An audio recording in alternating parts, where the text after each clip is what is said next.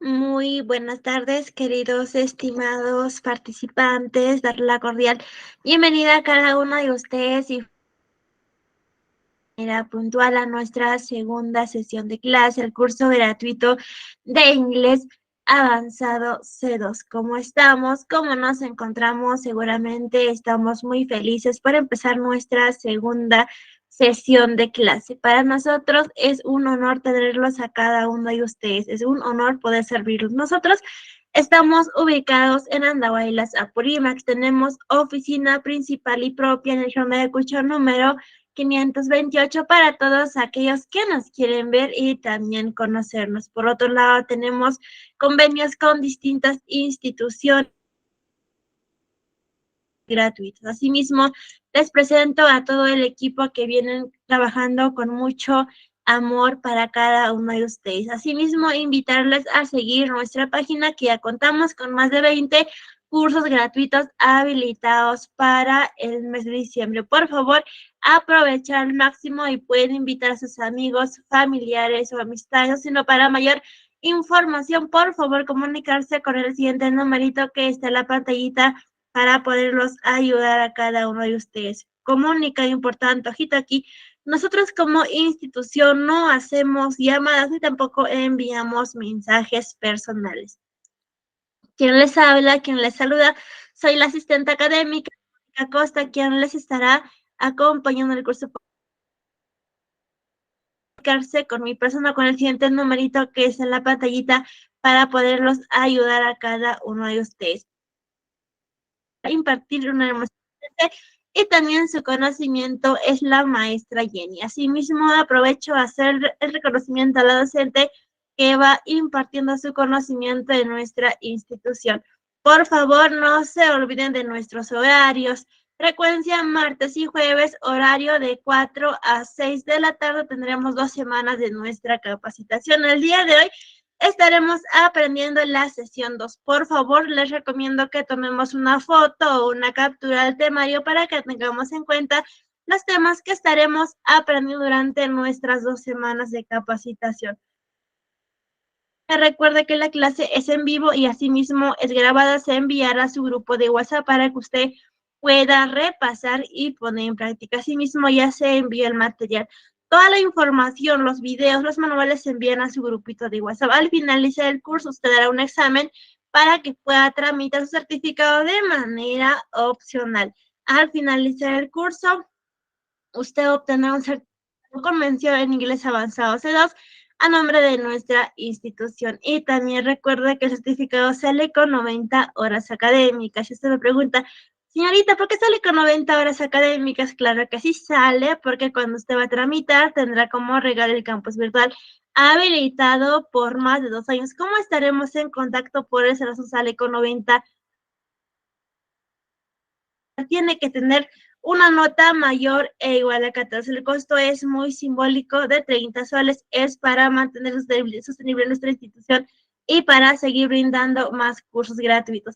El trámite es opcional, pero como institución le recomendamos que tramite un certificado. Recuerda que el certificado avala tu conocimiento. Como yo le he mencionado a los participantes que van a tramitar, tendrán como agregar el campus virtual. En el campus virtual usted va a encontrar materiales, videos y recursos adicionales. Y también recuerda que el certificado cuenta con un sistema de código de validación, que es el código QR, para comunicarse con la oficina de certificación con el siguiente numerito que es en la pantallita para poderlos ayudar a cada uno de ustedes. Asimismo, hacemos envíos a nivel nacional. De manera digital se envía a su WhatsApp personal por PDF y por otro lado que hacemos envíos de manera física a nivel nacional. Nuestra institución trabaja con la empresa Charlotte. Muy buenas tardes, queridos estimados participantes. Dar la cordial bienvenida a cada uno de ustedes y felicitarles por ingresar de manera puntual a nuestra segunda sesión de clase. Para empezar nuestra segunda sesión y nuestra tarde, nuestra cita bíblica. Todo lo puede en Cristo que me fortalece. Filipenses capítulo 4, versículo 13. Me acompañan con una pequeña oración, inclinen su rostro y cierren sus ojos. Sí, hay que pedir por cada uno de nosotros. Padre amado, bendito sea, muchas bendice a cada uno de los participantes de todo el equipo y bendice a todas las personas que necesitamos de ti. Danos sabiduría, danos paz. Asimismo, ayúdanos a ser mejor persona día a día y perdona nuestros pecados en tu nombre, Dios Jesús. Amén. Amén a todos. Ya me le voy a estar conectando la maestra Jenny para que nos pueda impartir una hermosa clase el día de hoy. Muy buenas tardes con cada una de ustedes. Bienvenidas y bienvenidos al curso gratuito. Les por ingresar de manera apuntada a nuestra segunda sesión de clase. Muy buenas tardes, Jacqueline. Muy buenas tardes, Andreita. ¿Cómo estás? Muy buenas tardes con cada uno de ustedes. Y en breve ya se estará conectando la maestra Jenny para que nos pueda impartir una hermosa clase el día de hoy. Muy buenas tardes, maestra Jenny. ¿Cómo está? Bienvenida. Le cedo el espacio. Por favor, puede activar su audio y asimismo compartir su pantalla. Buenas tardes, señorita Mónica. Buenas tardes con todos los presentes. Voy a empezar a compartir mi pantalla.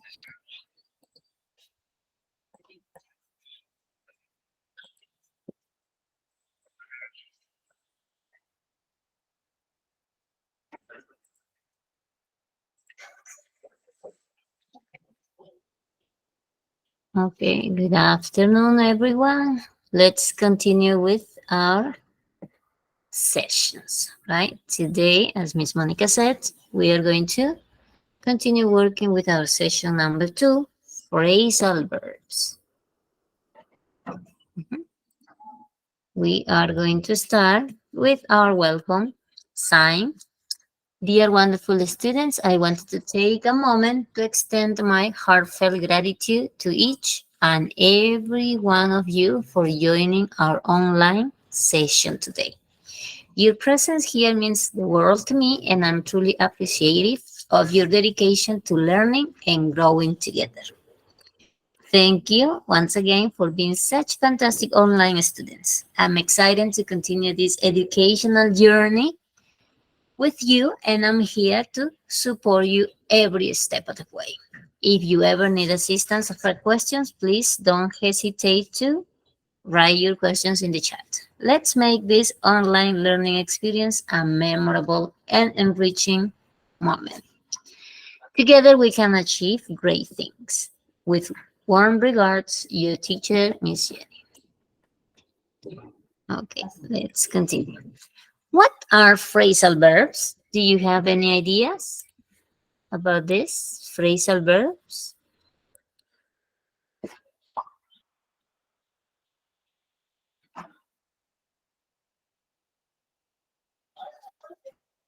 How do you normally identify a phrasal verb? What elements do you need?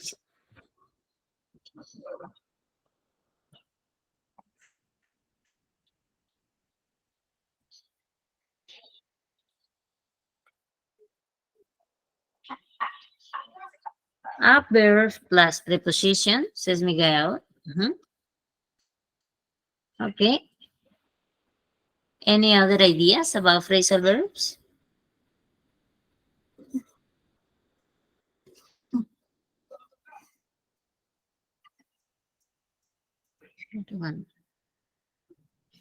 Good afternoon, Mercedes. Excellent, very good. So, here in this example,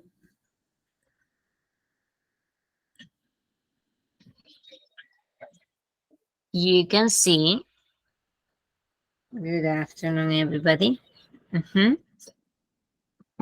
In the example here provided in this picture, you can see a sentence that has a verb and an adverb. For example, is looking for, very good. Turn down, right? Turn. You know that turn has an intention. If you are driving a car, you can say turn right or turn left. Very good, Kevin. Sometimes they are separable and sometimes inseparable. Sometimes they can be together or separated. Very good. Combine with one or more prepositions or adverbs. Excellent. Changing the verbs, intention, or meaning, right? Very good.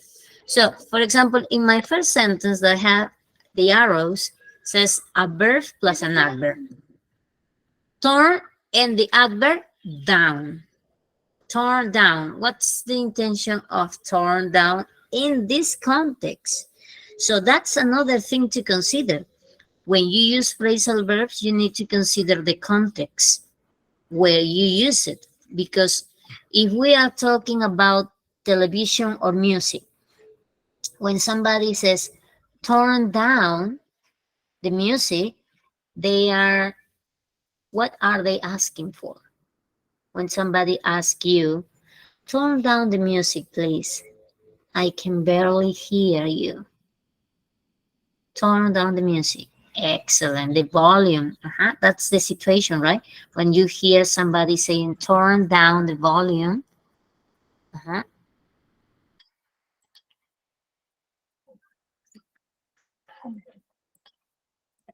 But in this sentence over here, I turned down his offer because he wouldn't compromise. The turn down in this context is lower the volume, or what is the intention of this phrasal verb, turn down?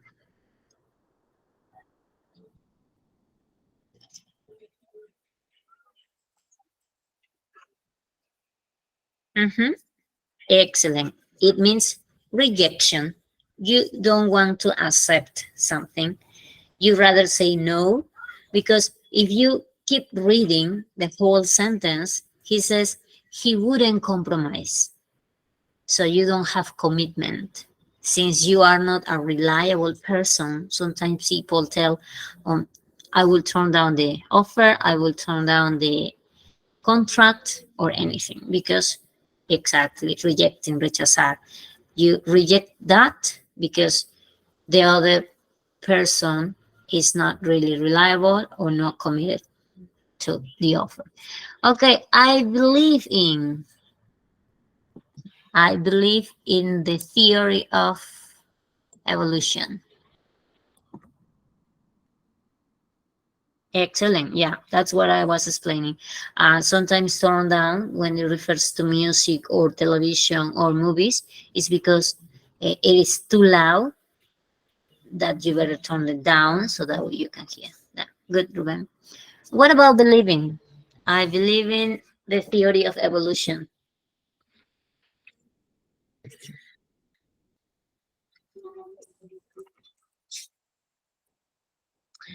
Uh, I think there is no change, right? Yeah.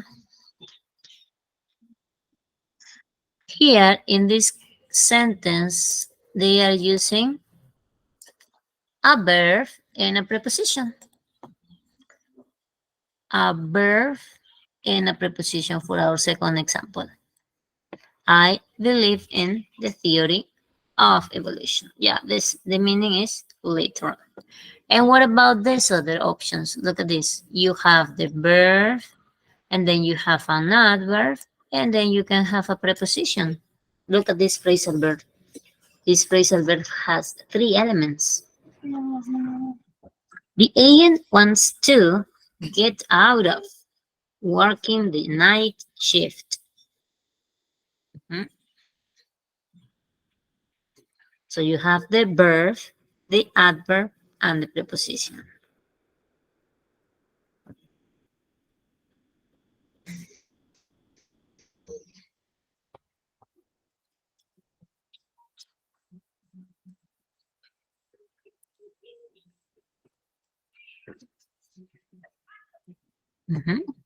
Okay, so we have already reviewed or remembered what is the intention of phrasal verbs.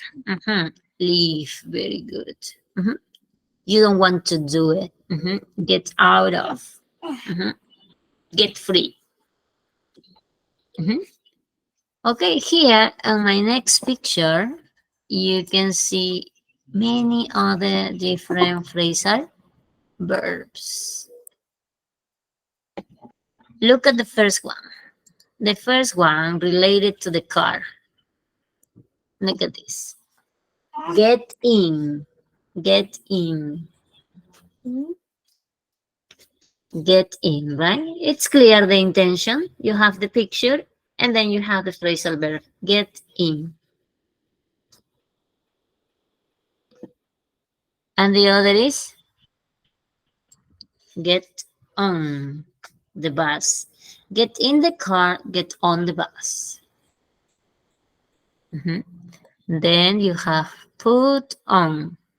As you can see the picture, this little boy is putting on some clothes, right? Here, take off. Is it the only way to use take off? As you can see in the picture, this man is getting undressed. Excellent. Take off just for clothes, or is there another intention for take off?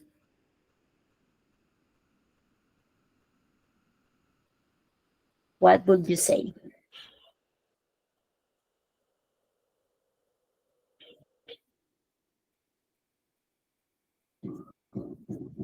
Mhm.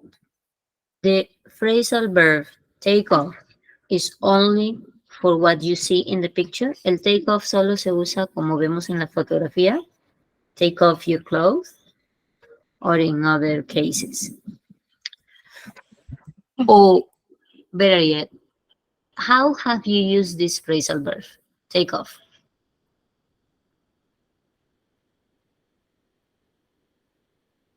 No. Mhm.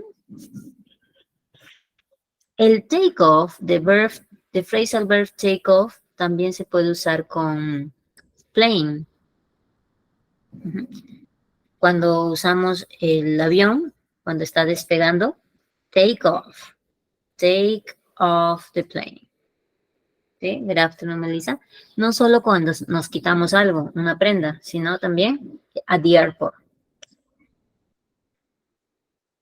Another verb, phrasal verb over here. Tear up.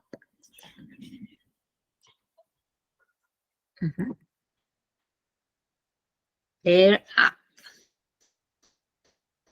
Yeah, you can see here in the picture, you are holding a piece of paper and then you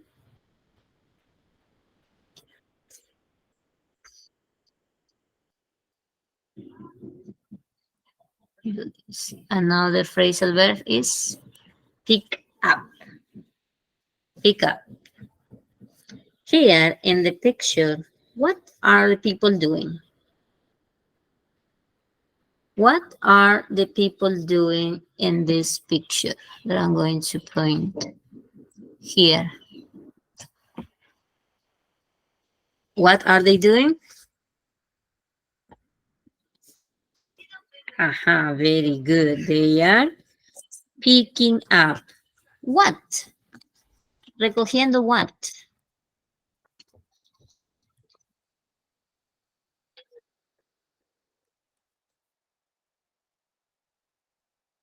Garbage or trash. Excellent.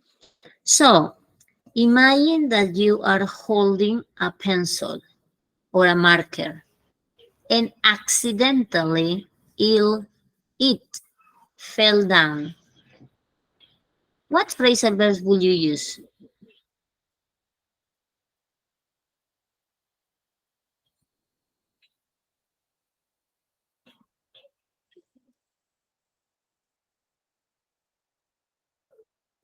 Pick up is only for garbage.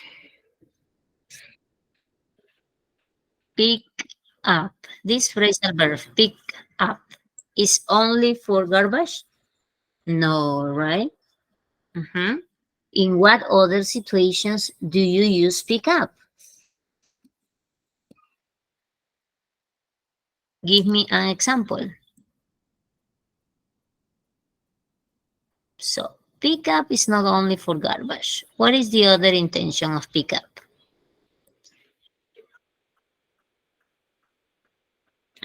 Very good. Pick up the car.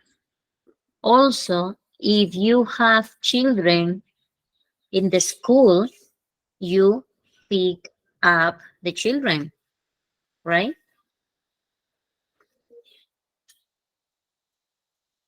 Or as I said previously, if you were writing something with a pencil and accidentally the pencil fell down on the floor, you pick up the pencil because it's on the floor, so you pick it up.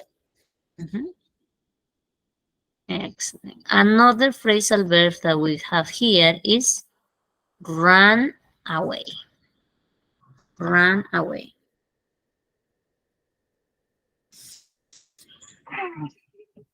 And the last one is look after. Look after. Another synonym for look after? ¿Algún sinónimo?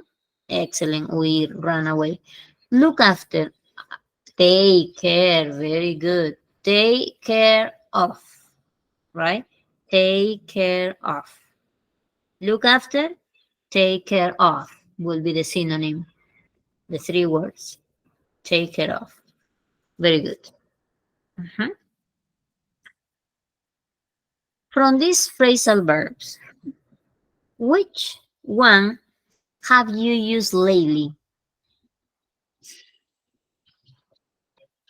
Which ones have you used lately? Only one F, Coco. Only one F. Take care of. Only one F. Mhm.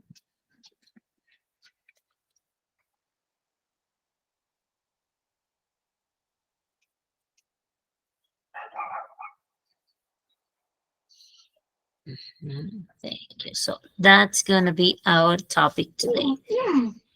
Phrasal verbs are, we have seen, combinations of words.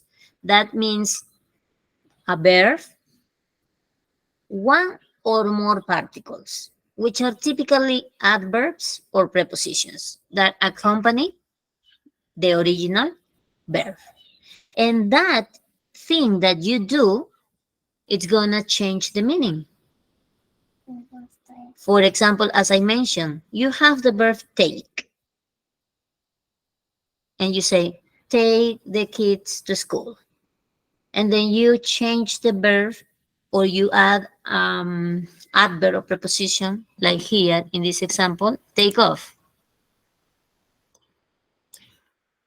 And you can mean this over here. He is such a gentleman and he is taking her coat off. Right? Preposition of. Or the other situation with the plane, when the aircraft is departing to take flight. Right? The plane will take off at 3 p.m. Right? These two intentions. So, as I mentioned before, a phrasal verb sometimes can have different meanings depending on the context where you are using the phrasal verb.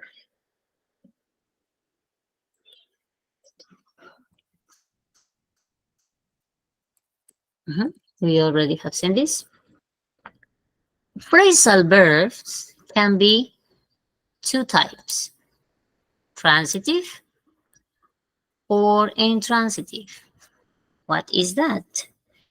Transitive phrasal verbs, these phrasal verbs require an object to complete their meaning. For example, she turned off the lights. In this case, the word off, sorry, the word of that we have over here, the particle, is the adverb or the particle that accompany the lights, which is the object.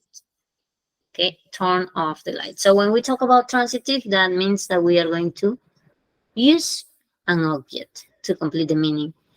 Intransitive phrasal verbs, do not require an object, and they can stand alone in a sentence. Like this example, woke up. He woke up early. So you know that the phrasal verb woke up doesn't need an object because it's an intransitive phrasal verb. The same with get up. Woke up, get up, they are intransitive phrasal verbs. So what's the difference? One uses object and the other doesn't. Okay.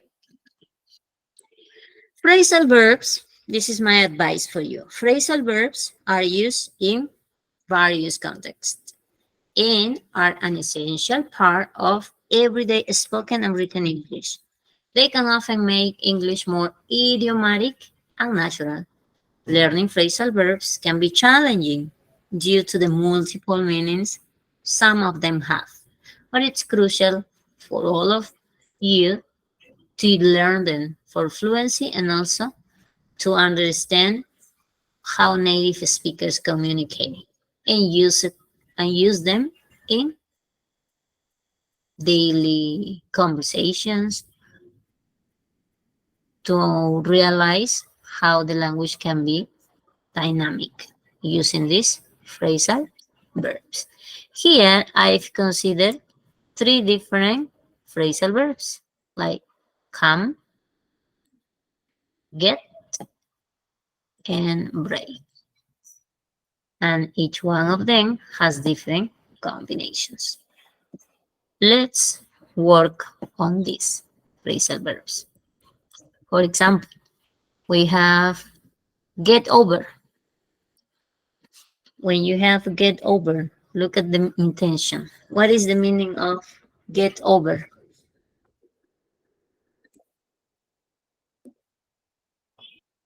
In what situations can you use get over?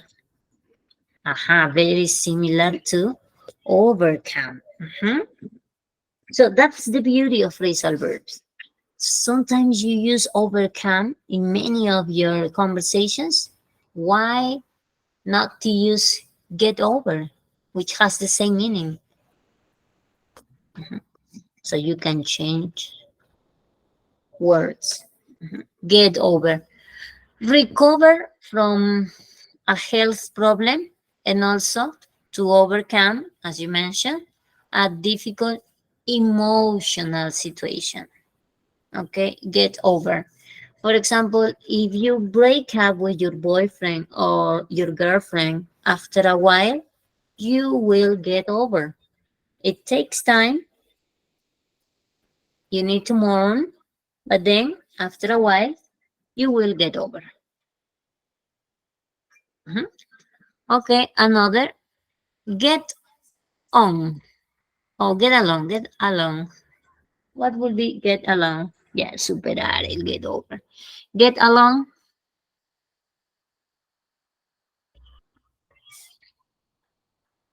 Mhm. Over here says have a friendly relationship. Do you have a close friend? Do you have somebody you trust on? That's what you use. You use get along. Excellent. Llevarse bien. Sometimes it happens with friends at school. Sometimes it happens with your brothers and sisters, your siblings. Sometimes it happens with your colleagues at work. You get along. I get along with my brother. Excellent. Have a friendly relationship. You don't fight.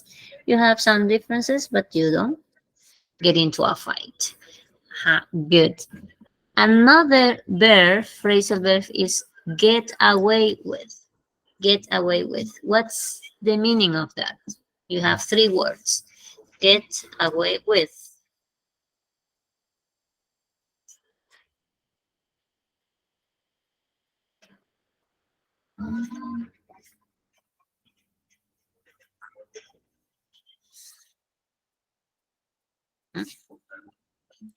This phrasal verb can be replaced with this one, escape.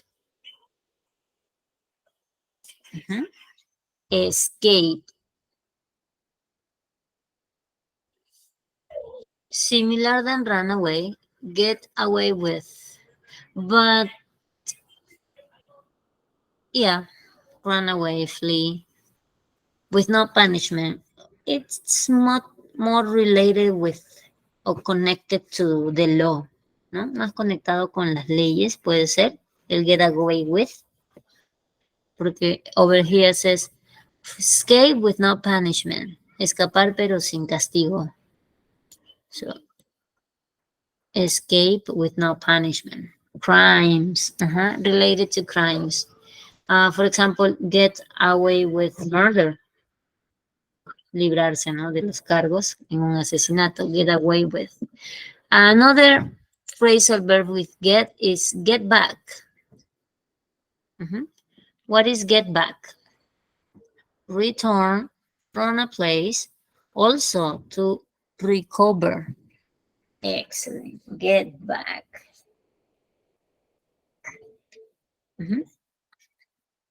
For example, you were on a long vacation and you can say, I just get back. Okay, another combination, get by. What's the meaning of get by?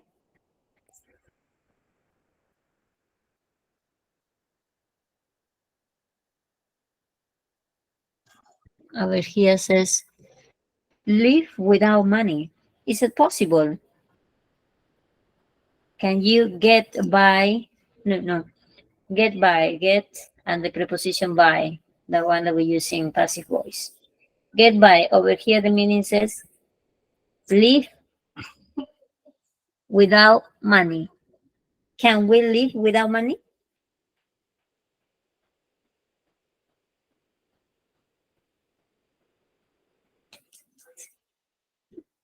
No, exactly.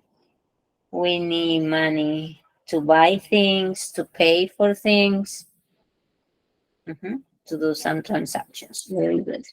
So, money it's important in many of the things that we do. Okay, our next combination is get in, get into. What do you understand by this? You can say get in or you can say get into.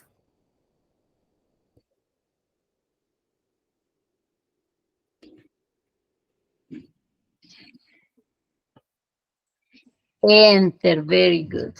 Enter a place. Also, over here says to arrive a destination. To arrive a destination by plane, by bus, by train. Excellent. Get in, subir también, entrar, get into. Okay, get off. What will be get off?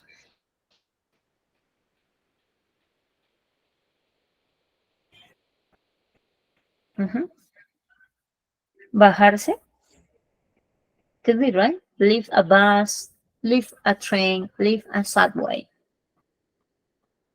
Sacar, bajar. Very good. Also, if you are in a horse or if you are riding a bicycle, you can say dismount. Dismount from a bike, dismount from a horse. Get off also means to remove a stain. For example, you were drinking wine and you had an accident and the wine is spilled all over your clothes, your blouse. So you use a detergent or you use a cloth soap and you get off the stain. Right? You get off the stain. You manage to get off the stain. Or also over here says to be found innocent. Look at another meaning. To be found innocent. And get off. And finally, We have get on.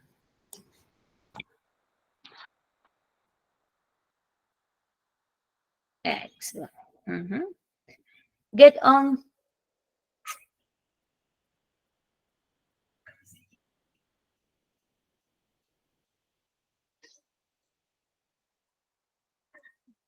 Over here says get on, to enter, to board, a bus, a train, a subway, a plane.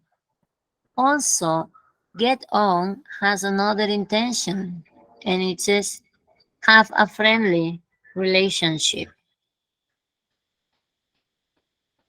Have a friendly relationship with a man or a woman. Get on. Mhm.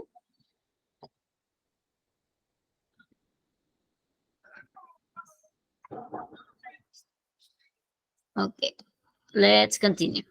What about these other verbs? Come.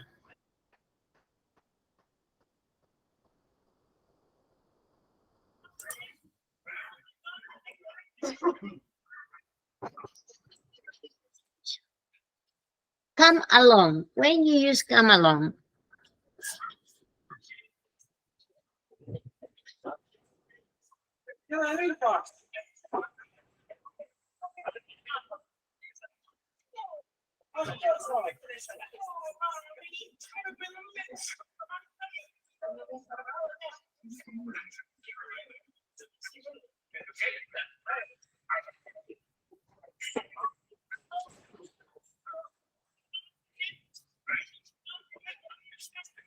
when you use come along,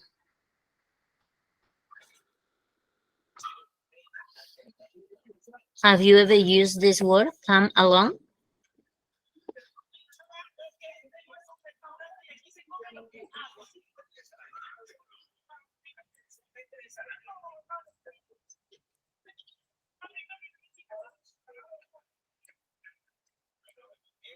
No? Any ideas? What is the meaning of come along? Can you share? Mhm. Excellent. Mhm. Venir. When you visit somebody. The same of come over?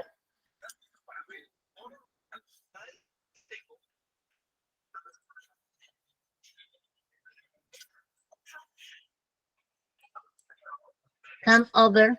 What will be the meaning of come plus over?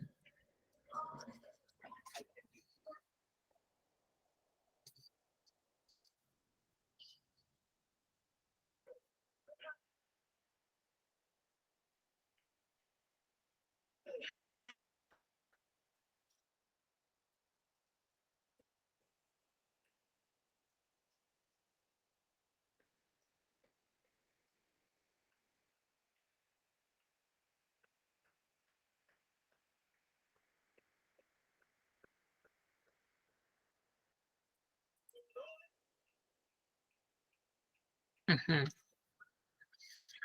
Come over happen?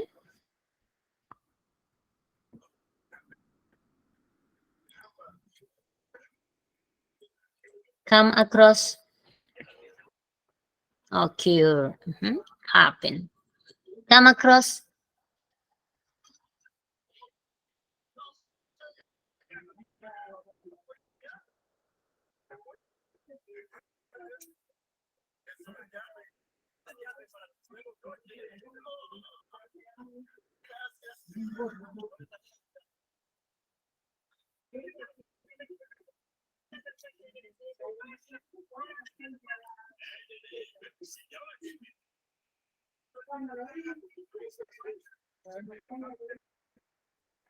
Mhm. Excellent. When you find something accidentally, right? You come across something. Maybe you are having a conversation and you come across something from the past and you start talking about it. Come up with. Come up with. Try to make a sentence to use come up with.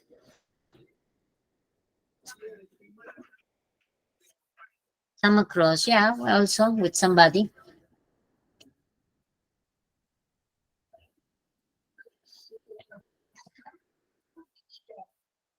And another, the other phrasal verb, come up with.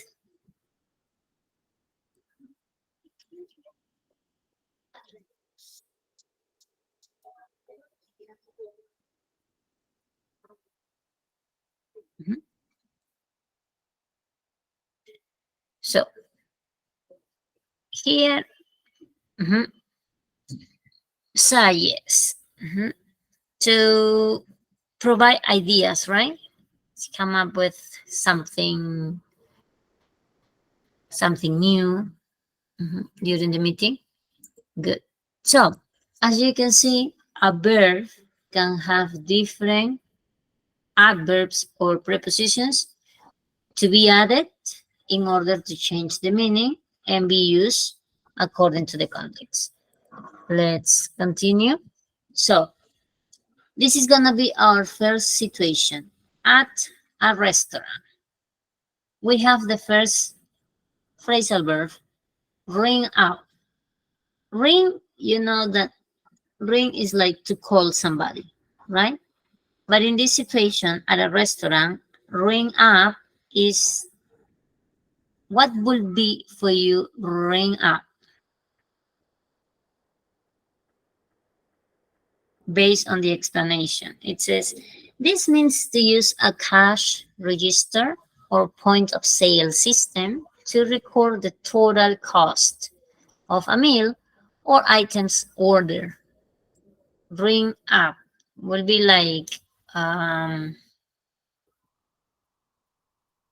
the check ready, right? Have the check ready to be paid because it says the waiter will ring up our bill after we finish our meal. So, ring up. What phrasal verbs do you normally use at a restaurant? ¿Qué phrasal verbs vienen a la mente o podemos mencionar estando en un restaurante?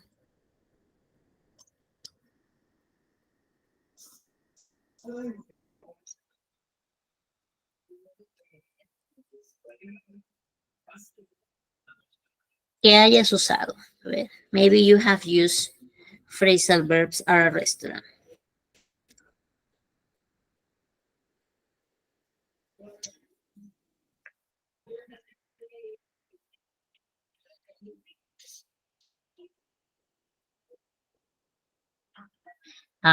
Excellent. Get into the restaurant, wait for the meal,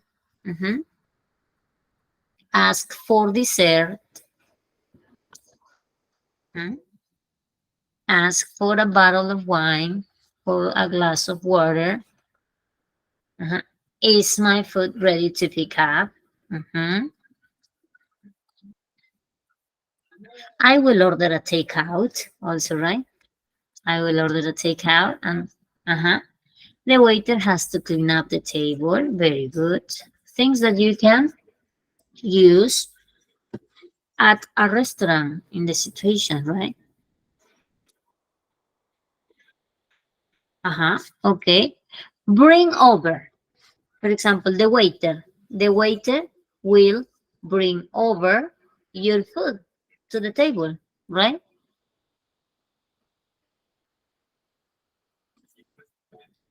Your food, bring over the food, bring over the drinks or the beverage. And what will be pass around in a restaurant situation? Pass around.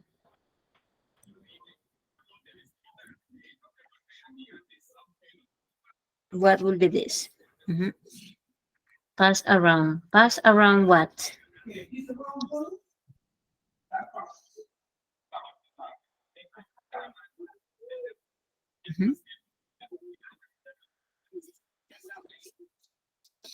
Pass around is not only at a restaurant, it's mainly when you are seated at the table, right? And everybody is eating, and you can say the person next to you, please pass around the napkins, pass around the salt, pass around the, I don't know, the use jar, pass around the forks or the spoons, things like that, right? That's the intention of this. Here we also have another expressions that we can use at a restaurant. Call for. Call for, it's a suggestion or a request. A request to the waiter or to the server. You are checking the menu, ¿no? Estás revisando el menú, and you see something that might like you, and you will order that. And I say, I'll call for the Caesar salad, or I'll call for the grilled chicken, like the example here in the slide. Call for. So instead of saying I'll order, you can use call for. Instead of saying I will order the grilled chicken, you will say I'll call for. ¿No? Voy a comer, voy a pedir, voy a ordenar, ¿no? This. I have the excellent. I have the causa rellena, or I have the lomo saltado, please. Okay, another phrasal verbs, order up. Order, and you say up when you normally order for food, order for an item you want to buy. But in a restaurant, when you put the up, order up, that means that, please, let's do it immediately because I'm hungry, or because we have not enough time to eat properly. So let's order up. I have to be in a meeting in 30 minutes. So you order up some appetizers, or you order up the main course. Okay, so order up. Place the order for.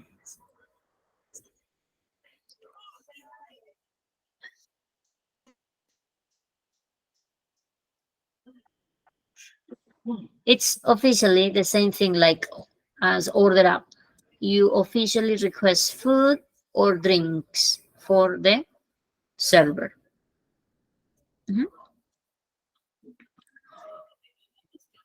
We are going to place the order for the main course. We are going to place the order for dessert. We are ready to eat, or we are ready to leave. We are going to place the order for some appetizers. Good. This is the intention. If you have any other phrasal verbs that you can use at a restaurant, you can share them in the chat so that everybody can enrich for your vocabulary or new words to use in the context, ¿no? Si tienes algunos phrasal verbs que hayas usado en restaurants situations, you can share them. Feel free to share them in the chat, ¿no? Because we are in a learning community, so everybody learn from each other.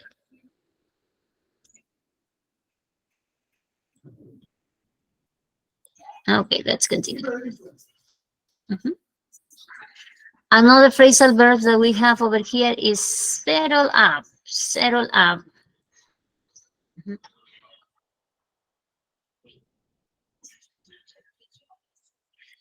Oh, settle up is when they talk about, I think, money, right?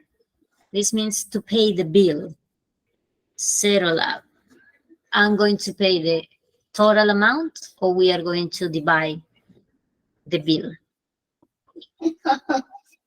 Another phrasal verb is check out. Check out, it's like when you are going to leave. When you are going to leave the place, you're going to leave the restaurant, and you want to check out. That means pay the bill. Pagar la deuda. Excellent. Once we finish dessert, we can check out and leave. And this is also very common in restaurants situations. Pack up. In a restaurant context, this means to request any leftover food to be packed into a takeout container for later consumption or because you're going to take it to give it to your pet at home. For example, can you please pack up the rest of the pasta? I can finish it all now. Excellent. Take out your food or take some food to your house. Because maybe it was too much and you didn't finish everything. So you want to pack it up. That's it. Like it says over here, for later consumption. Okay.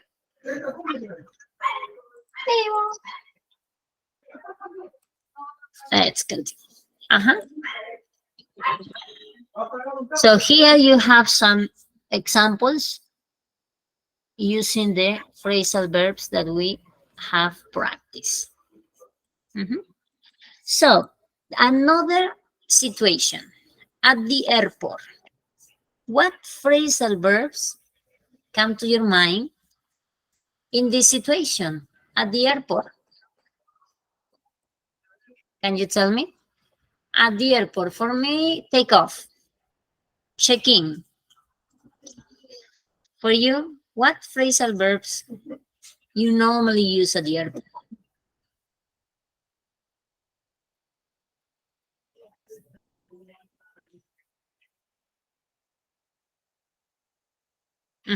Stand by. Check out, very good, Kevin. Sylvia. Pick up, very good.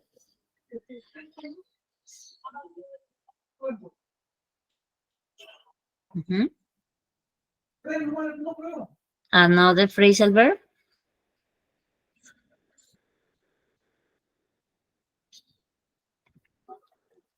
What do you do when you want to board a plane? What's the first thing you do at the airport?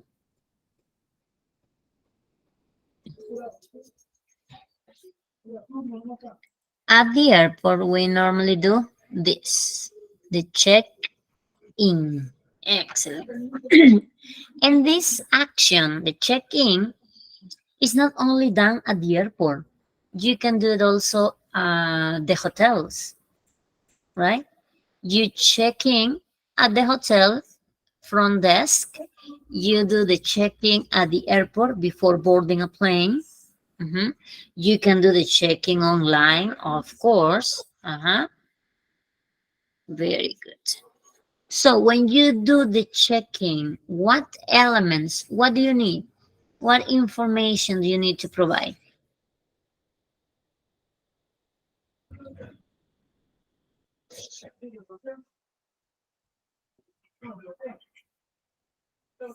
Excellent. The checking is registered. Is registered. What will be, okay, we already mentioned this, right? Take off. Primo. Take off. Excellent. Your documents and more information to register.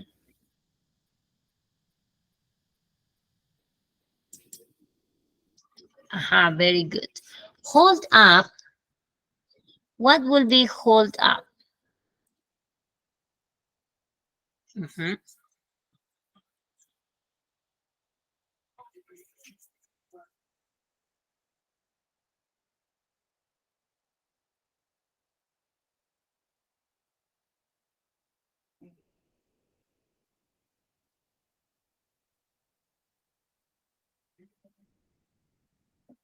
For example, here it says, hold up in the context of the airport means a delay or a disruption to the regular schedule. For example, your flight is supposed to leave at 8, but suddenly it has a delay. So that means that you are going to leave at 8, but maybe in 1 hour, 2 hours, and sometimes due to bad weather, the flights are discontinued and you need to wait, right? Sometimes more than many hours sometimes, right? When there is storm or snow, heavy snow, so you have to wait. Exacto. Un retraso, ¿no? Un delay. Hold up. Mhm. Another, as you mentioned, standby, touchdown, mhm, situations or phrasal verbs that we can use. Standby is when you have to wait for the next connection, right? If you miss the flight and you want to travel, I think you have to pay for a penalty, right? For missing the flight. And that's the standby for the next one. It's not easy. When you miss a flight, you cannot board the next plane. You have to pay something, right? An extra amount of money so that you can continue traveling in case you miss the flight, of course. Mhm. Then we have over here touchdown. So touchdown refers to the moment when an aircraft or an airplane makes contact with the ground upon landing, right? Upon landing, when you arrive to your final destination. That's touch or touchdown. The plane will touch down in about 20 minutes. And also the thing that we were mentioning, pick up. Pick up can be for some relatives or friends are visiting you and they are traveling by plane. So as a sign of courtesy, you will pick up or pick them up at the airport, right? Pick up. Also pick up the luggage, the suitcases. What other, as I was asking you, what other phrasal verbs can you use at the airport? I'm going to tell you a story about Sarah and David. Sarah had always dreamed of traveling the world, and today was the day her adventure began.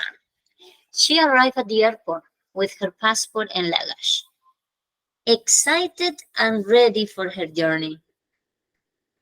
Sarah, we need to check in at the airline counter now. I can't believe this is finally happening. As they approached to the counter, David, a fellow traveler, was in line ahead of them. He turned to Sarah and said, "Hi there. Have you received your boarding pass yet?" "Yes, I got it. I just got it."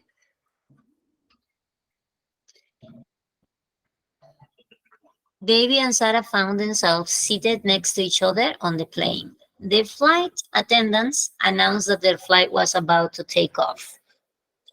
Over the intercom, the flight attendant says, "Ladies and gentlemen, our flight is scheduled to take off in an hour. Please fasten your seatbelts." David, glancing at Sarah, says, "Ready for this adventure?" Sarah says, "Absolutely." Midway through the flight, an announcement came over the intercom. Pilot, a little bit apologetic, says, "Ladies and gentlemen, we are experiencing some bad weather, so we might be held up for a while." As the passengers waited patiently, Sarah and David struck up a conversation, sharing their travel stories and dreams. David says, smiling, "If you miss your connecting flight, you can always try to stand by for the next one." Sarah says, "That's true. It's been nice talking to you, David." Finally, the plane began its descent and the passengers prepare for their landing. Over the intercom, the pilot says, "We'll be touching down in about 30 minutes." As the plane descended toward the runway, Sarah and David exchanged contact information, hoping to stay in touch after their journey. After the plane landed, David helped Sarah retrieve her luggage from the baggage check. "I had a great time talking to you, Sarah. I love to stay in touch." "Me too, David, and thank you for offering to pick me up when I land at my next destination." As they parted ways at the airport, they knew that their love story had taken off in a most unexpected place. Their connection had been a delightful boarding pass to a world of adventure, and they couldn't wait to see where their journeys would lead them next. Hmm? Have you heard a similar story, or do you know somebody who met his or her sweetheart at the airport?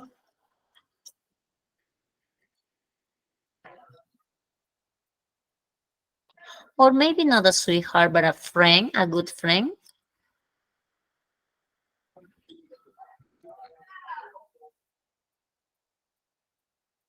No? Have you ever? I don't think so. Yeah, it's quite hard, right? It only happens in movies or in reality too? What do you think?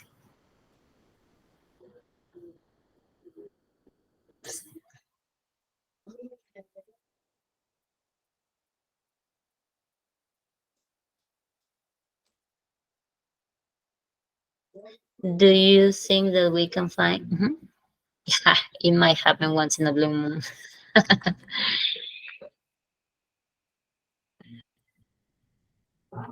Okay, another situation. Yeah, in a romantic novel, in a movie, simulated situations. Yeah, it might be quite hard for or they want to happen. Okay, at the hospital. Our third situation is at the hospital. Also, here we are going to use the phrasal verb check in. The same thing. When you are feeling sick, you go to the hospital and you check in for an examination, or maybe you check in for your surgery, things like that in the hospital. As the same thing with the airport. Mhm. Admit to, after you finish all the paperwork, completing all your information, you will finally be admitted to the hospital for evaluation. Maybe you are feeling sick and you have to do this. Another verb is fill out. This means to complete the necessary forms or paperwork, right? You know that many hospitals have different regulations or forms to fill out, so that's what you need to do, right? Especially if there is a private one or a public one, you have to fill out some form from your insurance information. Mhm. So at the hospitals, we normally have appointments. Appointments is what you have. Son nuestras citas médicas, ¿no? Appointments. And if you have una cita romántica, how would you say that in English? Appointment too? Excellent. So these are two different situations, right? Date is for a romantic purpose. Appointment is for professional purposes, right? Could be with the doctor or also could be with a lawyer. As I said, professional part. Okay. Another phrasal verb is tied off at the hospital. Tied off. Tied off will be, in a medical context, refers to the process of using a tourniquet or suture to stop bleeding or isolate a blood vessel. The surgeon will tie off the blood vessel to prevent further bleeding. If you have an accident and you are bleeding, people, knowledgeable people, people that work in hospitals, or paramedics, have to tie off the wound so that it stops bleeding. Mhm. Come around, it's also for another phrasal verb. That means when you get dizzy, it's to regain consciousness after surgery, after anesthesia. Mhm. That's come around. For example, after the procedure, after the surgery, it may take some time for the patient to come around. That means to recover from the anesthesia, right? Then we have pass out. What's the meaning of pass out? Pass out means to lose consciousness, to faint, yeah? Desmayarnos, pass out. It can occur due to diverse factors, various factors. For example, low blood sugar or dehydration, right? When you suffer from these symptoms, you will pass out. No? Te desmayas, faint. For example, she passed out in the waiting room. Hmm? Yeah, exactly. Pass away is when you are, when you die, right? Pass away. But pass out is only consciousness, lose consciousness. Good. Another, two more words like calm down with. Calm down with. That's to become ill. Calm down with is to become ill with a particular medical condition or disease. For example, he has calmed down with the flu. But that's a normal illness, but sometimes it can be a difficult one. He has come down with cancer. He has come down with kidney stones. And then we have also check out. Check out is the opposite of check in. After you recover, this is the process that you have to do. Discharge from the hospital. When a patient is discharged from the hospital, which includes all the final paperwork that your relative have to fill out. And you will receive instructions for post-hospital care. And after that, you will leave the medical facility. That means the hospital. Yes. Checking out sometimes is a difficult process because you need to fill all the documents, especially if you are very, very ill. You can check out of the hospital tomorrow morning, right? After you finish all the things.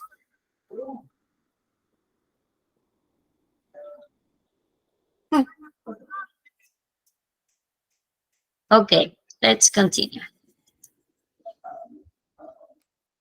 This is our third situation at the hospital.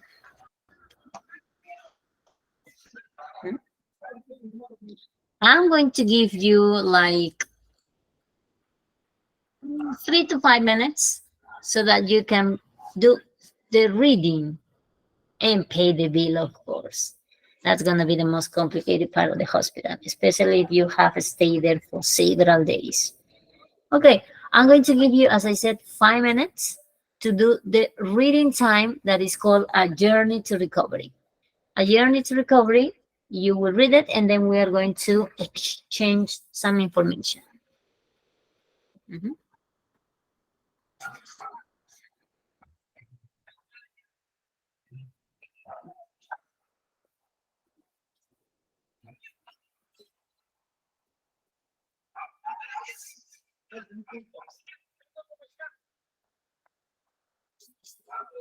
Okay.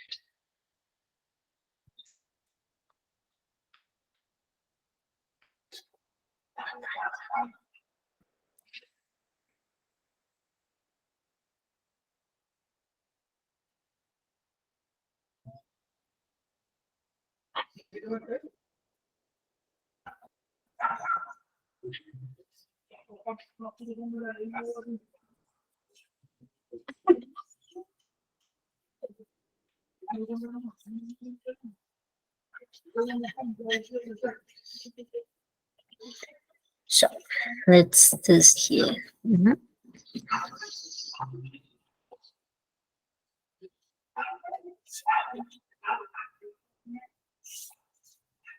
Mhm.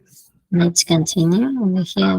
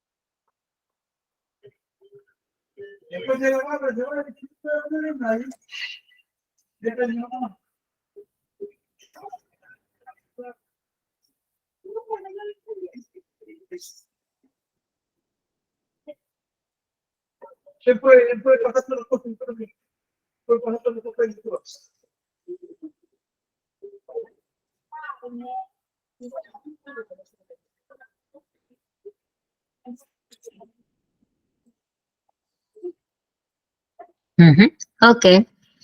What or who is the main character in this story?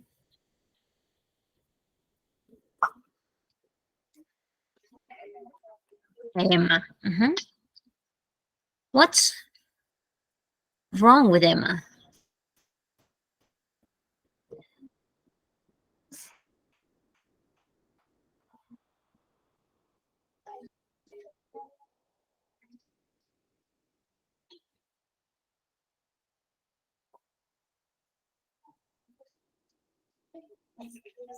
Mhm.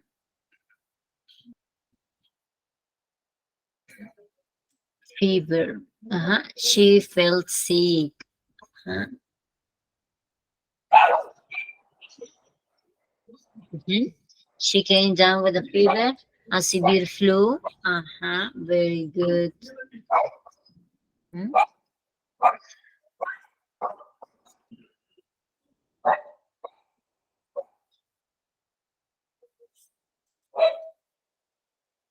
What was happening with Emma in scene number 3?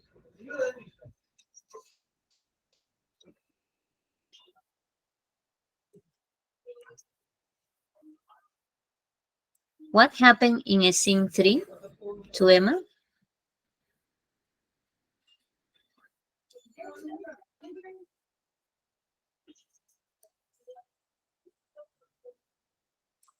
She needed surgery. Mhm. Excellent.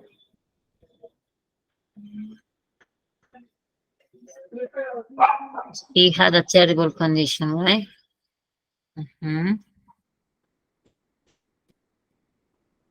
Excellent. She needed some time to recovery. What happened in scene number 5?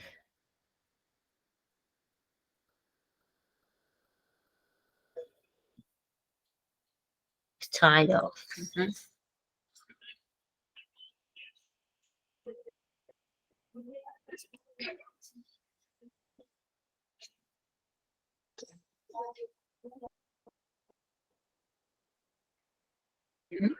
In scene number 5, what happened with Emma?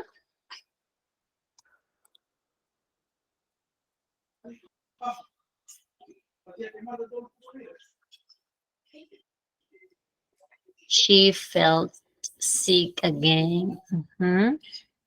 She passed out, right? She passed out.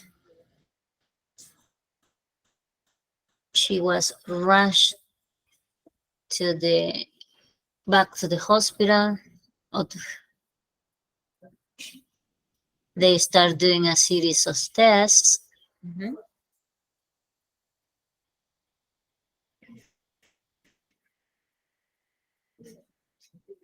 Severe case of the flu, right? Mysterious symptoms.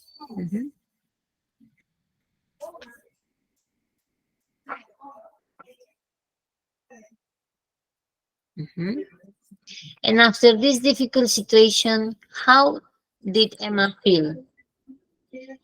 How did Emma feel now?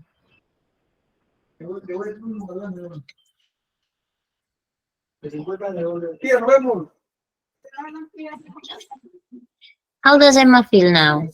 Is she sick or healthy?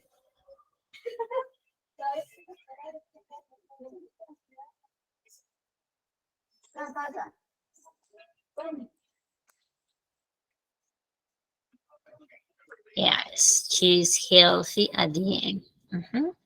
She felt happy. Very good.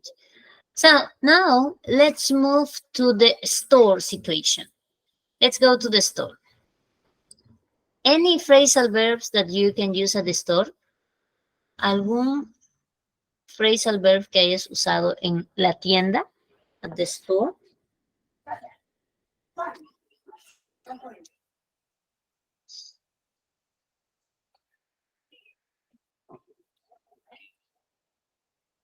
No?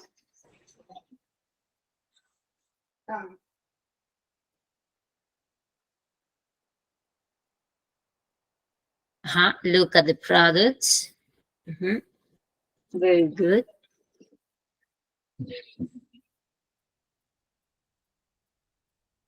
More phrasal verbs, different? No? You are not into phrasal verbs? No, some phrasal verbs when you speak or, I forgot. Pass. But those are just simple verbs. Remember that phrasal verbs use a verb and particles, like check in, get into the store, leave behind.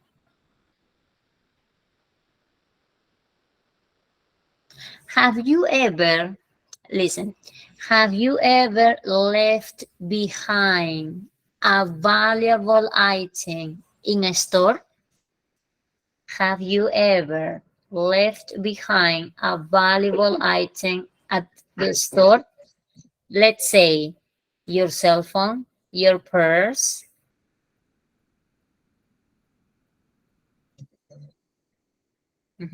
¿Alguna vez has dejado algo valioso en la tienda? When you were trying on the clothes? Cuando te estabas probando algo, maybe?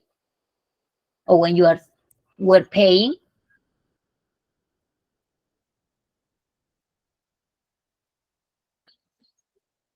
Never? Yeah, sometimes it happens. You left your purse near the machine. Yeah, the cell phone sometimes. Yeah, because when you are trying to get out your wallet, sometimes you have your cell phone on your hand. So you put your cell phone aside and then you start paying. And then when you leave the store, you don't remember that you put your cell phone on the first place over there. And you can forget it. That means leave behind. You leave behind a valuable item, a purse, a cell phone, the car keys also, or the keys for your house, and also the credit card. Very good. You pay or your ID and then very good. That's leave behind something. Okay, next. When you go into a store, do you know exactly what to buy or you do this? Search for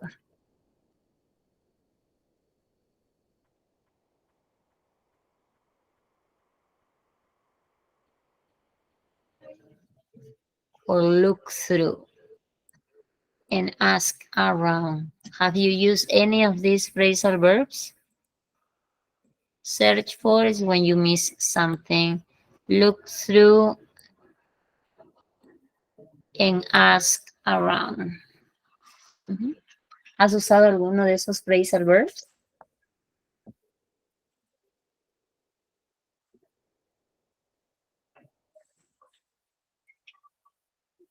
Search for.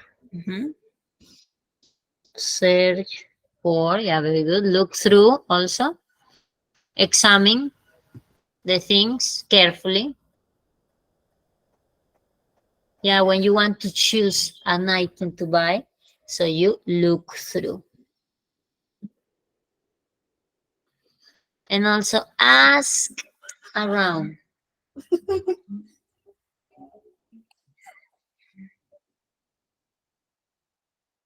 Ask around where something is. To inquire with various people, such as store employees or other customers, to gather information or seek assistance in finding or understanding something. Ask around. Very good.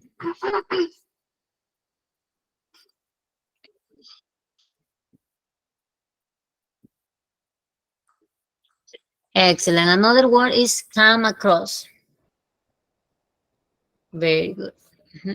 Come across is one phrasal verb that we studied at the beginning of the session. Come across is to find or encounter something unexpectedly while searching or exploring. In the context of a store, it may refer to finding a misplaced item or an unexpected discovery.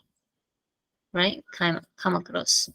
And then you have pick up, the same thing. Algo está en el piso o no está en el lugar, you pick up. Over here you have another reading, a lost and found story, something that I was asking you if ever happened when you were in a store and you buy something, and then when you leave the place, you realize that something was left behind in the store, and then you have to turn back to ask for the item. Sometimes you can find it because another person took it, and they have to look at the footage of the store so that they can see who really took the item or where exactly you put it and things like that. Our last situation is at the bank. What phrasal verbs can you use in this situation? ¿Qué phrasal verbs puedes usar en el banco? Okay, let's try to come up with ideas. A ver, busquemos ideas de los phrasal verbs that you can use at the bank.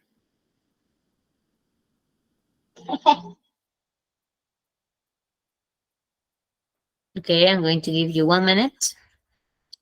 Here on the board or on the screen, we have check out and take out.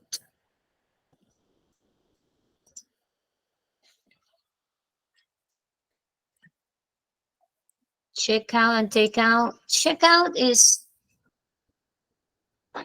you want to examine. You want to examine your statement, bank statement, like this. bank statement. It can be monthly or yearly, ¿no? Puede ser mensual o anual. Bank statement. Because something unusual has been happening in your transactions. So you want to review your transactions if they are okay or not. Or somebody else has been using your debit card or accounts, right? Entonces, I need to check out my monthly bank statement to review my transactions. Ajá, ¿quieres revisar? Check out if everything is in order. And also take out. What's the meaning of take out?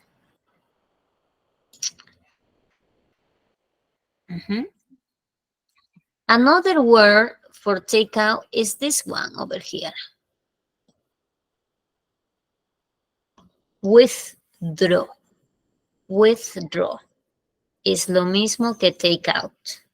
Aquí recuerden que el take out es el phrasal verb y el withdraw es el normal verb, ¿no? El verbo normal que significa the same thing as take out. Entonces, what will be take out? Look at the example and try to figure it out. I need to take out $100 from my saving account. Excellent. To take out some money is the same thing as withdraw money from a bank account. It refers to the action of getting cash or making a transfer from your account to access funds. So take out or withdraw. Retirar, exactly. Have you used that verb? ¿Has usado ese verbo? In English, of course, not Spanish. I know Spanish, maybe you have used it. But in English, have you used the verb withdraw? Have you used the verb, the phrasal verb, take out some money from my bank account? So incorporate this because sometimes it's a normal action that you do at the bank, ¿no? Incorporemos este verbo, el withdraw, ¿no? I'm going to the bank. I'm going to withdraw some money from my account. You see? Nice. Good sentence, right? I'm going to withdraw some money from my account. Good, good. Another verb, more verbs. Sort out, look into. Okay, try to analyze when are we going to use sort out at the bank and look into. Sort out. Yeah.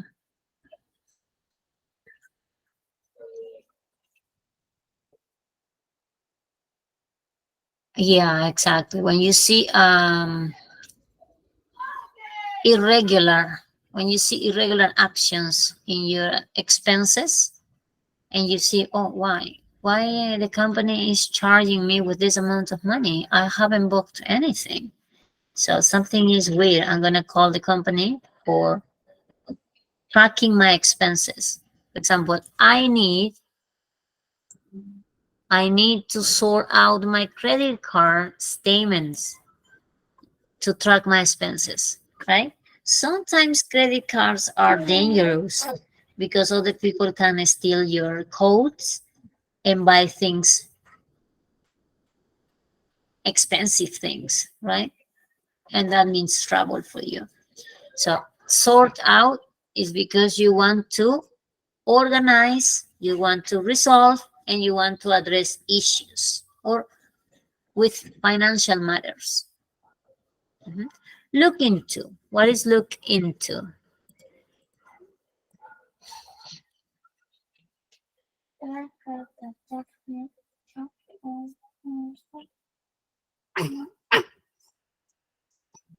Yeah, exactly. And the example says the bank will look into the unauthorized charges on your account. Right? Look into, they are going to investigate what's happening with your transactions or expenses. They're going to check. Also, here you have a role play that you can practice. Jenny,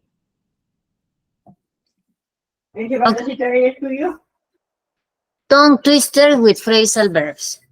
She, okay. Some tongue twisters are very helpful for you. Tongue twister with phrasal verbs significa, means that you are going to learn how to pronounce these words in order to practice your English, your fluency, your intonation, and your rhythm. I want to ask you something. If you don't know how to pronounce a word, what do you do?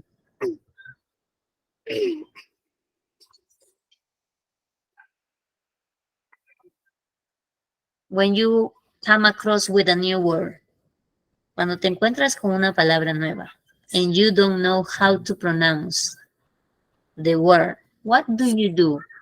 How can you solve that problem?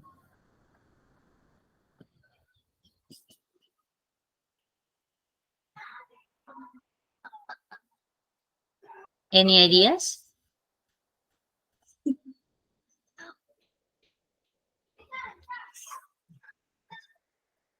Aha, very good. Look up for its pronunciation. Cambridge Dictionary, very good. Cambridge Dictionary, they also have, you can type the word and you can hear, right? They have the speaker symbol. You click on the speaker symbol and you can hear the correct pronunciation.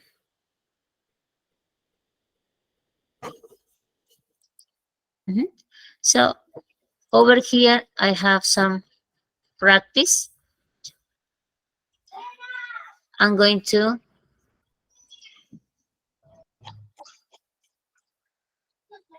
write the, I'm going to share these links so that we can practice, okay? Let's do the first one.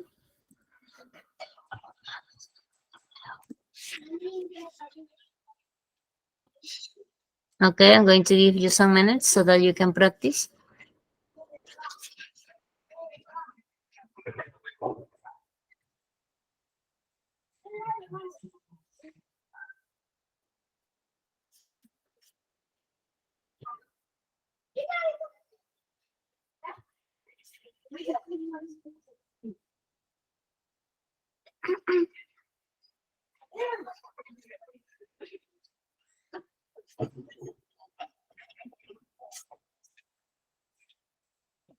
Okay, let's do this.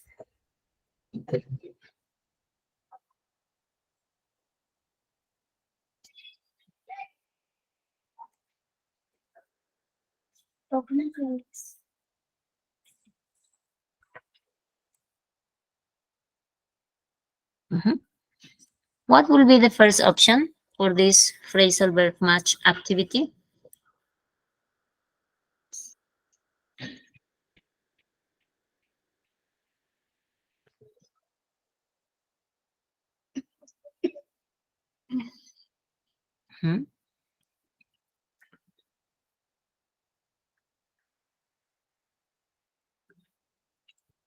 Take out?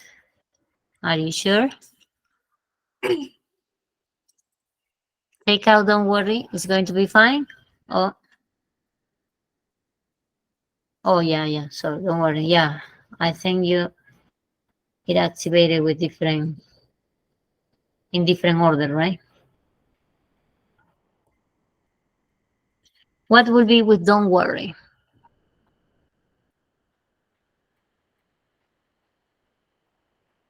Aha, come on. Come on, don't worry. It's going to be fine. Don't worry, Miguel. What about number 2?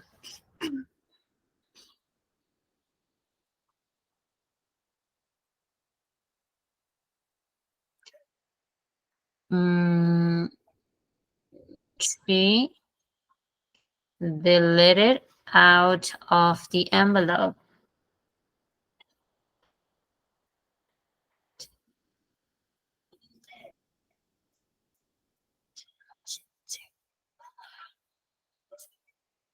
Yeah. She take the letter out of the envelope.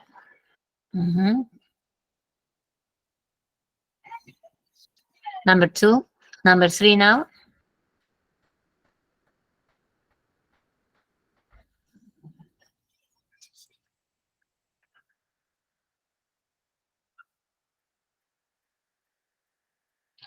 Let's how to get to Toronto tomorrow. Let's figure it out. Let's figure out how to get to Toronto tomorrow. Next, she and took out her book.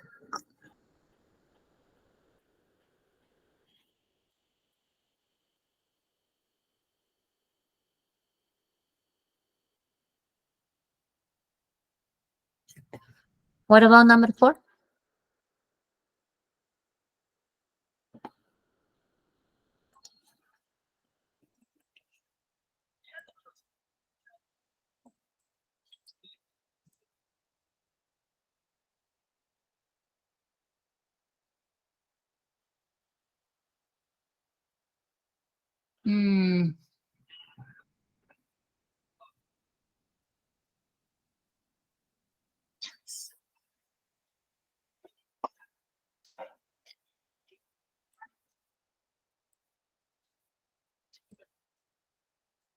What will be number 4? Sit down over here. She sit down and took out her book or get up.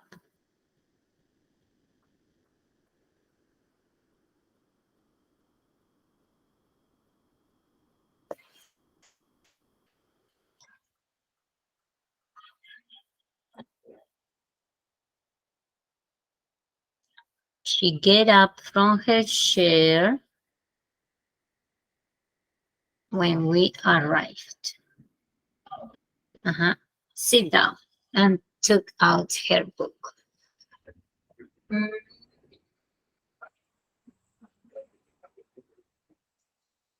I have some questions for you. I want you to help me out. Take a look at this verb.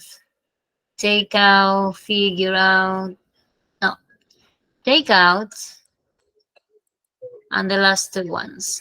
Sit down and get up.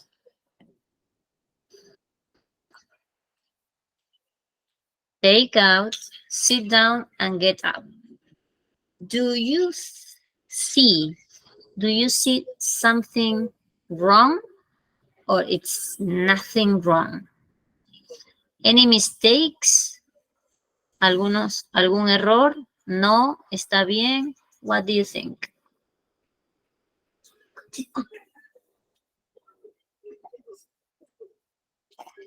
Excellent. Sometimes it's the simple present, third person, and in other cases is past, right? For example, Kevin says simple present. So if this is simple present in number 2, take out, how can you put it? She. This sentence doesn't mention a specific time. It can be present, it can be past, and also can be future. Okay, but takes out. Very good. She takes out the letter out of the envelope. Also, you can say she took. She took out the letter out of the envelope. Very good. Thank you, Miguel. What about sit down? Sit down also, right? Sit. or sat down. Very good. She sat down and took out her book. Ajá. No puede ser sits porque the next verb estamos con took. Entonces, para mantener ese verb agreement, nos quedamos con el past. Took. Entonces, acá sería sat down. Very good. And what about the last one? She from her chair when we arrived. Sat down. And the last one?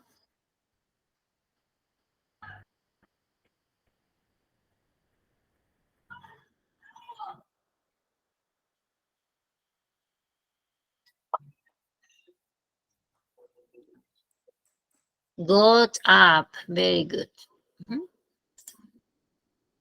She got up from her chair when we arrive. Why are we using got up? We are using got up because at the last element is in past, arrived. And we need to keep the verb agreement. Excellent. Got up in past tense, arrive. Excellent. So thank you so much. That's the only thing I wanted to mention over here in these examples. Let's see. Correct, correct, and correct. You got that one right. Just the things that I mentioned, right? Correct. Let's continue. Thank you for participating. Let's do some more practice. I'm going to put it in the chat.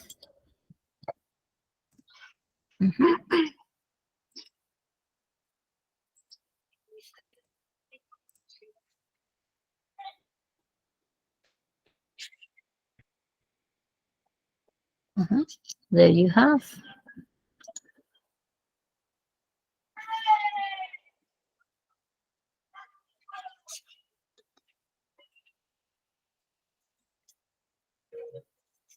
Complete the next exercise.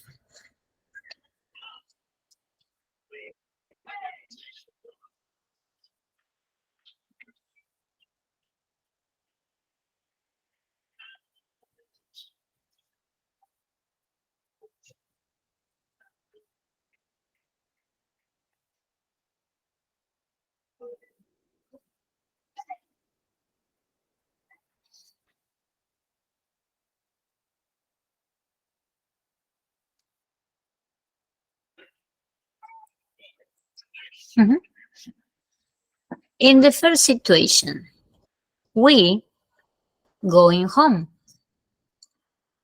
as it was raining so hard.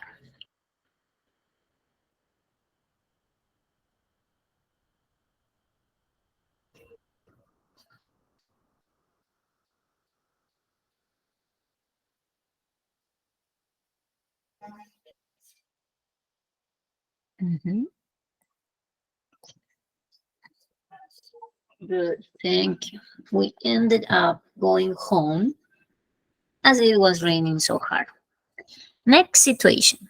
What time did you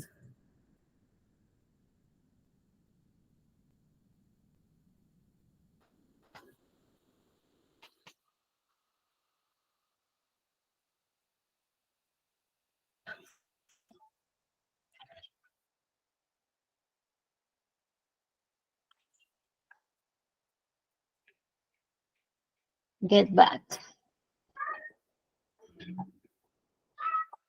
last night?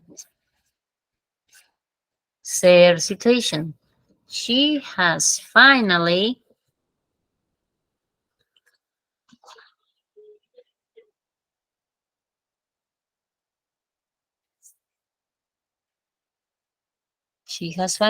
excellent, giving up. Giving up. And what's the meaning of give up? Give up.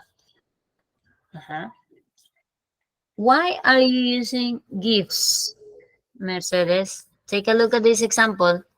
It says it has here has, and this is our present perfect. Present perfect. Has Finally, so the verb, this verb,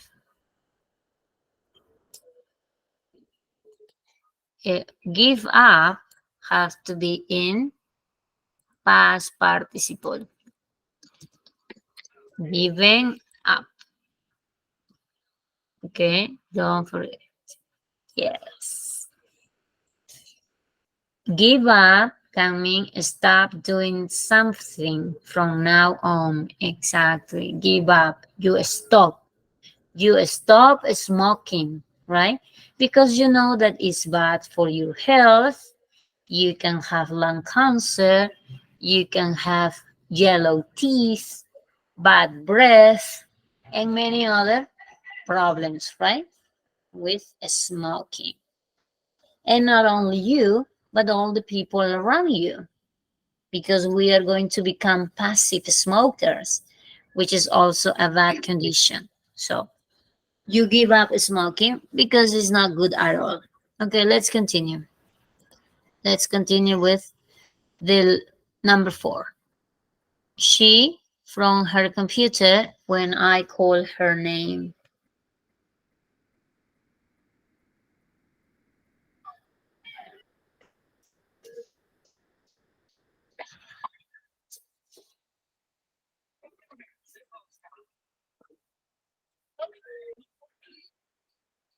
She from her computer. What have you chose? What has you chosen for number 4?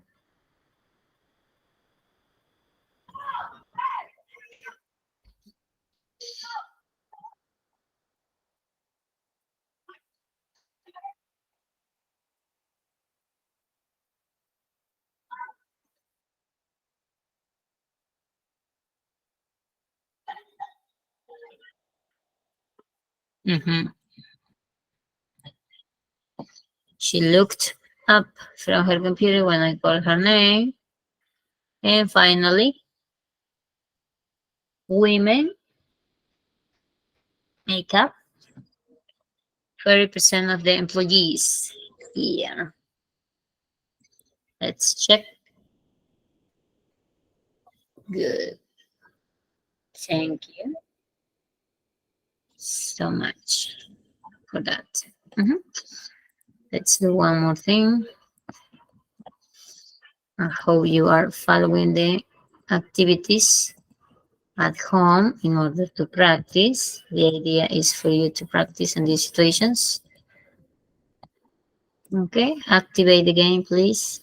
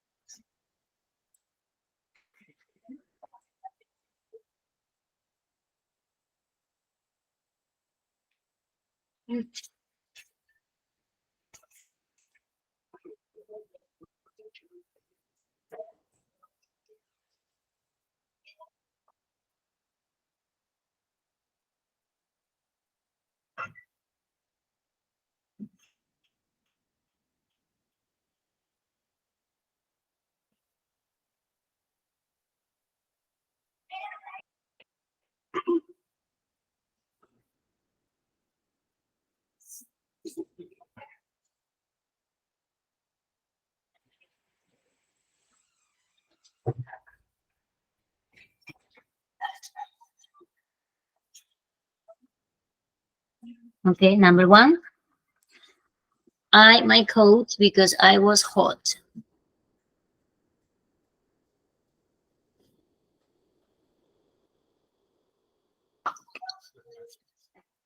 Mhm. Very good. Take off is changed into took off. Very good. Simple past. Mhm. Correct. Thank you.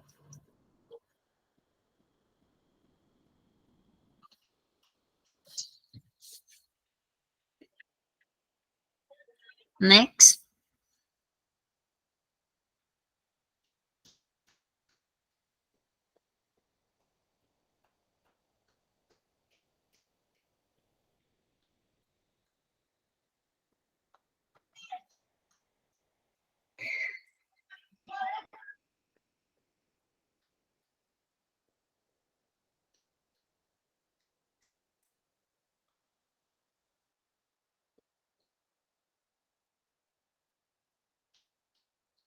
Mhm.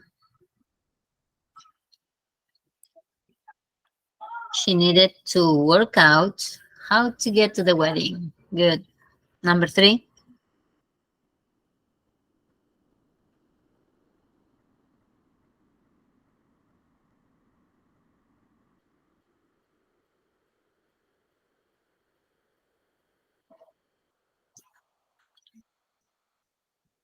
Mhm.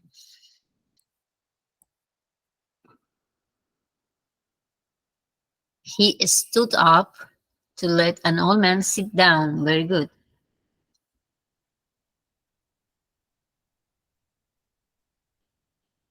Mhm.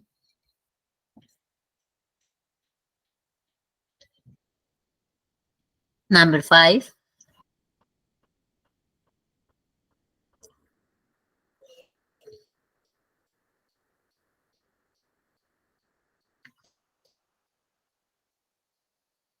Go down. No changes, right? No change in number 4 because you have 2. She started to go down the stairs. And what about the last one, number 5? Read carefully.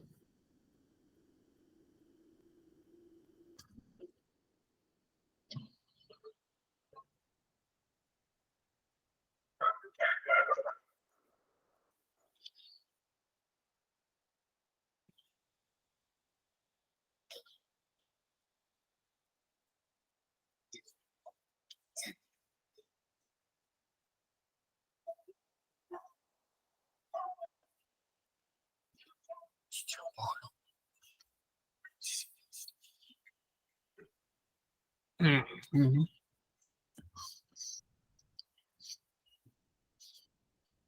When we study fanboys, we learn about this preposition or this conjunction. But, and you know that the rule for but is that one statement is positive and the other is negative. So the first part of this sentence is in positive. We all went to the party. That's positive. After this conjunction, but, you need to put a negative sentence. That's right, Sylvia, a negative sentence. So, we all went to the party, but Lucy,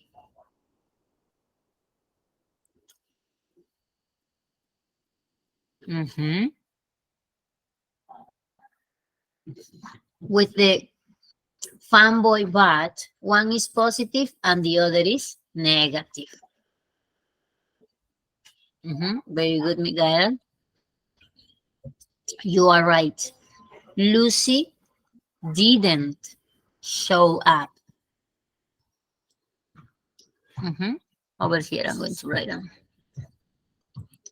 We all went to the party, but Lucy didn't show up. She never appeared. ¿No? Nunca apareció, nunca fue. Didn't show up. Very good.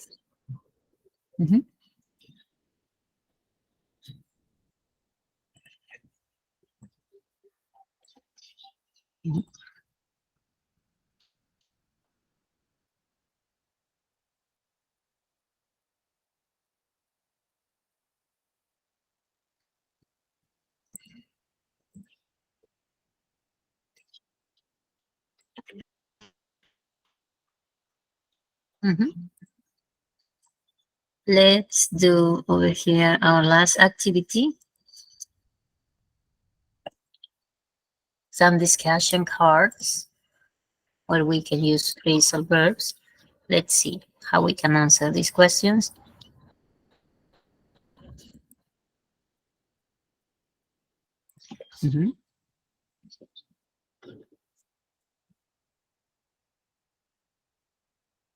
Are you coming back to classes next year?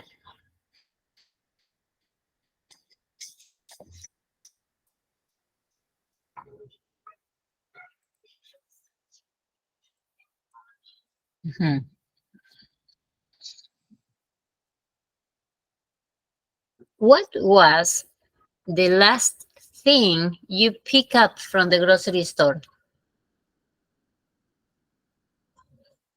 Mhm.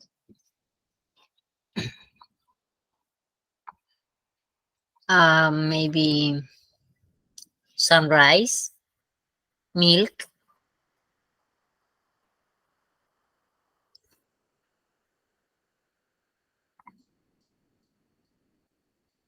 Mhm. Try to answer the question. What was the last thing? A chocolate. Delicious. What was the last thing you pick up from the grocery store? Silvia says a chocolate. Another idea? Mhm. A soda. Very good.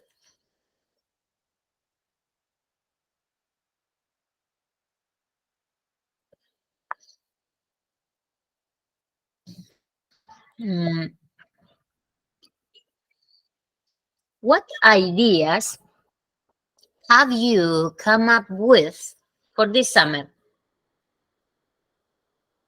Summer is almost here, right? Any ideas, any plans for summer?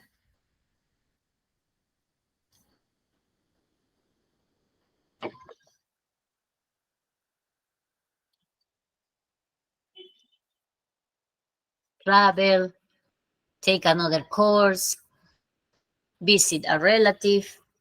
What ideas? Or not ideas at all? Going to the beach, very good. Mhm. Uh, What, the last question, what is going on this weekend in your family? What is going on this weekend in your family?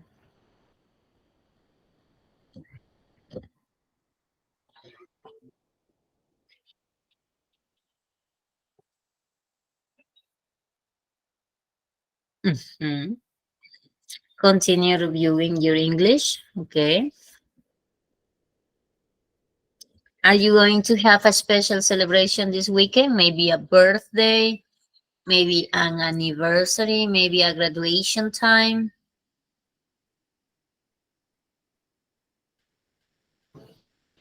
No?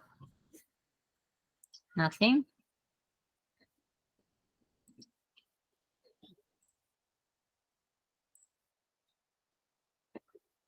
Nothing unusual? Okay. Just a Christmas meeting. Yeah. Nice. Also, right? Christmas is round the corner. Okay. Dear students, a barbecue. Lovely. My goodness. Thank you so much for participating in this session. See you next week. Enjoy your weekend. Have a pleasant weekend. Take some time to rest and see you in our next class. Miss Monica, are you there? Muchísimas gracias, maestra Jenny.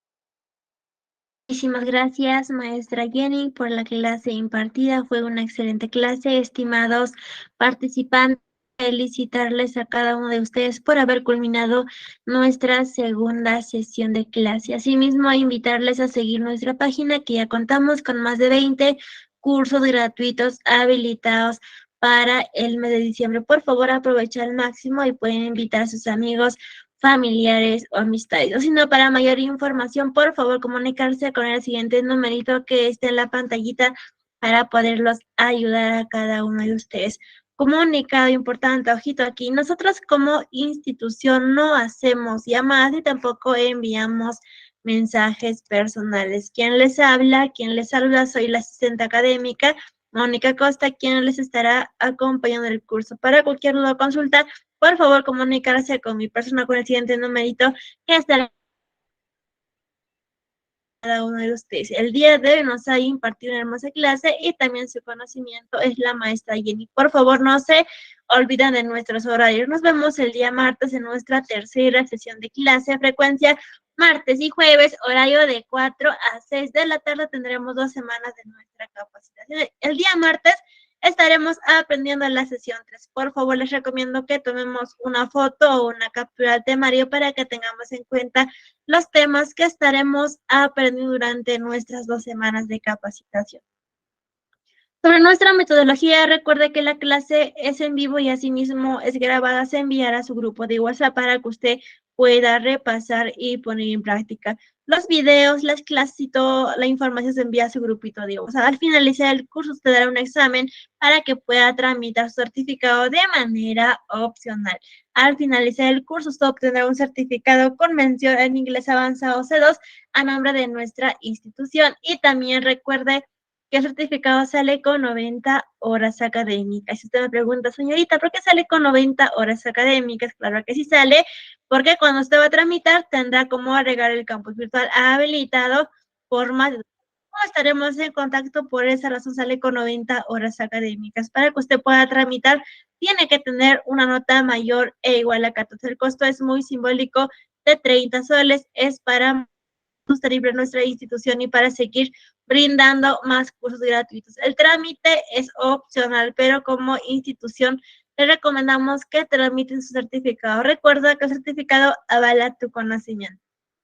Como ya le mencioné a los participantes que van a tramitar, tendrán como agregar el campus virtual. En el campus virtual usted va a encontrar materiales, recursos adicionales y también videos. Asimismo, para que usted recuerde que el certificado cuenta con un sistema de código de validación que es el código QR. Para mayor información, por favor, comunicarse con la oficina de certificación con el siguiente numerito que es en la pantallita para poderlos ayudar a cada uno de ustedes. Asimismo, hacemos envíos a nivel nacional. De manera digital se envía a su WhatsApp personal por PDF y por otro lado que hacemos envíos de manera física a nivel nacional. Nuestra institución trabaja con la empresa Shalom. Para cualquier duda o consulta, por favor, comunicarse con mi persona con el siguiente numerito que es en la pantallita para poderlos ayudar a cada uno de ustedes. Asimismo, estamos eternamente agradecidos